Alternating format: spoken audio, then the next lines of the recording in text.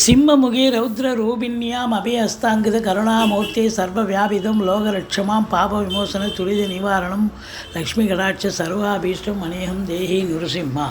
மாதா நரசிம்ம, பிதா நரசிம்ம, பிராதா நரசிம்ம, சகா நரசிம்ம, வித்யா நரசிம்ம, திரவிலம் நரசிம்ம, சுவாமி நரசிம்ம, சகலம் நரசிம்ம, இதோ நரசிம்ம, பிரதோ நரசிம்ம, யதோ யாஹி ததோ நரசிம்ம, நரசிம்ம தேவாத்பரோ நகசீஸ் தஸ்மான் நரசிம்ம சரணம் பிரத்யாக.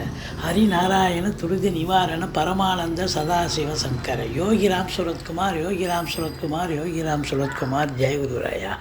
உலகெங்கிலும் வாழ்ந்து கொண்டிருக்கும் நேயர்களுக்கு டாக்டர் சைதை ராஜாவின் அன்பான வணக்கங்கள்.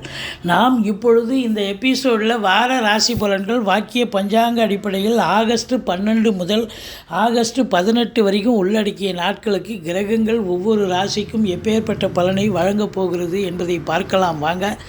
ஓம் ஸ்ரீ ராகவே நமக.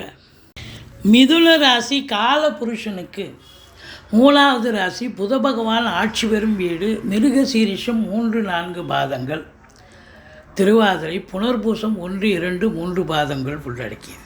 இந்த ராசிநாதன் 2ஆம் இடத்துல இருக்கலாமா? இருக்கலாம். சூப்பர். அதாவது நல்லவன் நல்ல இடத்துல இருக்கலாம். உங்களுடைய சிந்தனைகள், செயல்கள், எண்ணங்கள் எல்லாம் பண வருவாயை எப்படி அதிகமாக ஈட்டுவது, அதில் எப்படி முயற்சி செய்வது, குடும்பத்தை எப்படி நல்லபடியாக பராமரிப்பது, அமைதியாக கொண்டு செல்வது அப்படிங்கிற ஒரு தாட்டில் இருக்கும். வாக்கினை தொழிலாக கொண்டு செயல்படக்கூடிய இந்த மிதுன ராசியில் பிறந்தவர்கள் ஆசிரியர்கள், பேராசிரியர்கள், இலக்கியவாதிகள், சொற்பொழிவாளர்கள், மேடை பேச்சாளர்கள், ஜோதிட அறிஞர்கள், வழக்கறிஞர்கள், இவங்க எல்லோருக்கும் பார்த்தீங்கன்னு இது போல் இன்னும் நிறைய டாக்குமெண்ட் கூட இருக்காங்க. சில வாக்கினை தொழிலாக கொண்டு செயல்படக்கூடிய புதனுடைய ஆதிக்கம் பெற்ற அன்பர்களுக்கு பார்த்தீங்கன்னு சொன்னால் டெஃபினட்டாக இந்த வாரம் சாதிக்கக்கூடிய ஒரு வாரமாக கண்டிப்பாக சாதிப்பீங்க. குடும்பத்திலையும் ஒரு அமைதி, நிம்மதி, சந்தோஷம் இருக்கும். உங்கள் சொல் எடுபடும் சபையில். சூரியன் புதன் சேர்க்கை இருக்கிறது. புதாதித்ய யோகம் ஏற்படுவதால் கல்வி நிறுவனங்கள், கல்வி கூடங்கள், கல்வியாளர்கள், கல்வி பயிலும் மாணவ செல்வங்கள், இவங்களுக்கெல்லாம் சிறப்பான காலம். சுக்கிர பகவான் 3ஆம் இடத்தில் இருக்கிறார். வீட்டுக்கு தேவையான விலையுயர்ந்த பொருட்களை வாங்கி மகிழ்வீர்கள். பிள்ளைகளுக்கு லேப்டாப்பு, கம்ப்யூட்டர், பெண் பிள்ளையாக இருக்கும் பட்சத்தில் ட்ரெஸ் மெட்டீரியல், ஆர்னமெண்ட்ஸ் போன்றவை வாங்கி தரக்கூடிய ஒரு தருணம். மற்றபடி உங்களுக்கு முயற்சி ஸ்தானத்தில் 5 கூடையவன் இருக்கிறதால பிள்ளைகளுடைய முயற்சி, கல்வி மிக சிறப்பாக அமையப்போகிறது. இருந்த போதிலும் சனி பார்வையில் இருப்பதால் சுக்கிரனுடைய ஆதிக்கம் இருக்கும் அன்பர்கள் கொஞ்சம் எச்சரிக்கையாக இருக்கணும். சினிமா மற்றும் தொலைக்காட்சி பிரிவில் பணியாற்றக்கூடியவர்களுக்கு வேலை வாய்ப்புகள் கிடைக்கும். அது உங்கள் கைக்கு வர்ற வரைக்கும் நீங்கள் மௌனமாக இருந்துக்குங்க, விளம்பரப்படுத்திக்காதீங்க. இல்லைன்னு சொன்னால் அது இன்னொருத்தருக்கு போய் கை நழுவி போயிடும் அப்படிங்கிற ஒரு நிலை இருக்கிறது. மற்றபடி சூரியனை சனி பார்வை இருப்பதால் உங்களுக்கு தகப்பன் பிள்ளைகளுக்கும் சண்டை, சச்சரவு, பிரச்சனைகள் வரக்கூடிய ஒரு தருணமாக இருக்கிறது.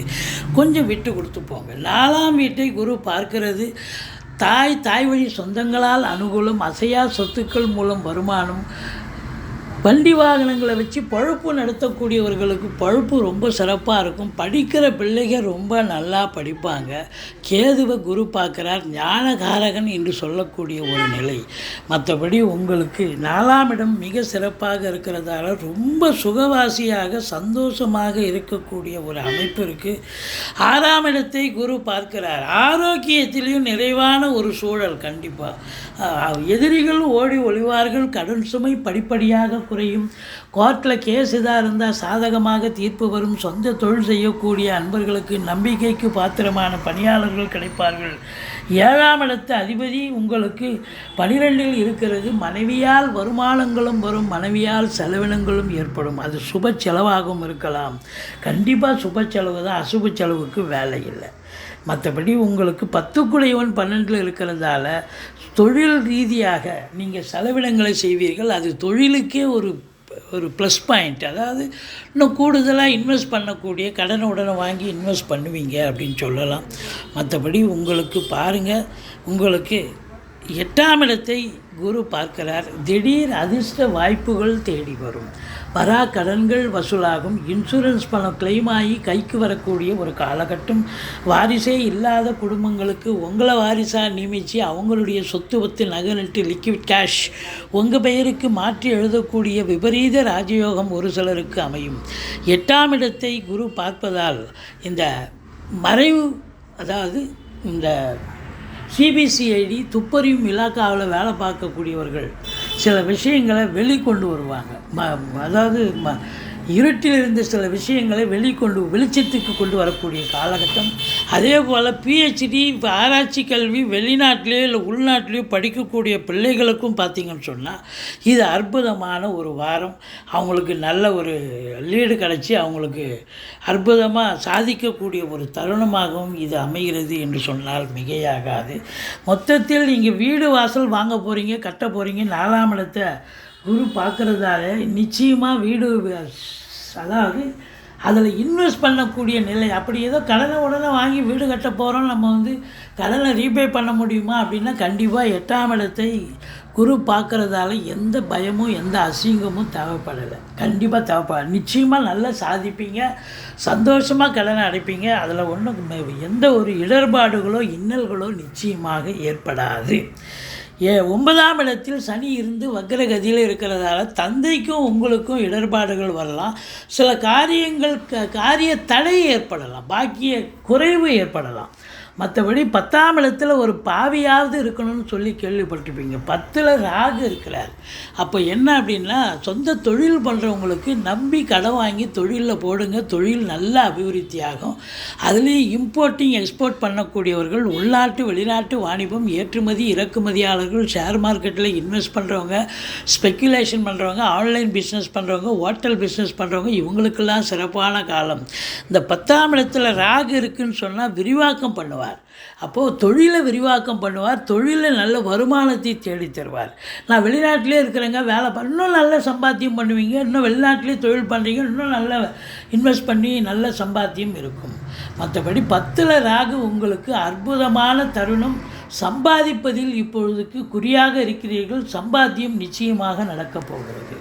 12ஆம் வீட்டை, அதாவது 11ஆம் வீட்டை சனி பார்ப்பதால் மூத்த சகோதரத்துக்கும் உங்களுக்கும் கருத்து வேறுபாடு ஏற்படும். மற்றபடி எண்ணிய செயல் ஈடேறுவதில் காலதாமதம் எடுத்தாலும் சக்ஸஸாக முடிப்பீங்க. மற்றபடி சுப செலவும் அசுப செலவும் சேர்ந்தே வரக்கூடிய ஒரு நிலை.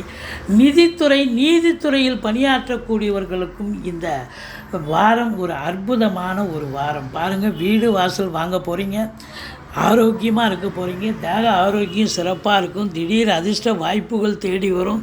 தொழில் ரீதியாக உத்தியோக ரீதியாக சாதிக்க போகிறீங்க. இந்த மிதுன ராசியில் பிறந்த அன்பர்களுக்கு 17, 18 சந்திராஷ்டம நாட்கள் வர இருப்பதால் மிகுந்த எச்சரிக்கையோடு இருங்க. மற்றபடி குரு தட்சிணாமூர்த்திக்கு கொண்டக்கடலை அர்ச்சனை பண்ணி இல்லை நைவேத்தியம் பண்ணுங்கள். மற்றபடி குரு தட்சிணாமூர்த்தியை வழிபாடு பண்ணுங்கள், துர்க்கையை வழிபாடு பண்ணுங்கள். வாழ்க்கை வளமோடும் நலமோடும் அமையப்போகிறது.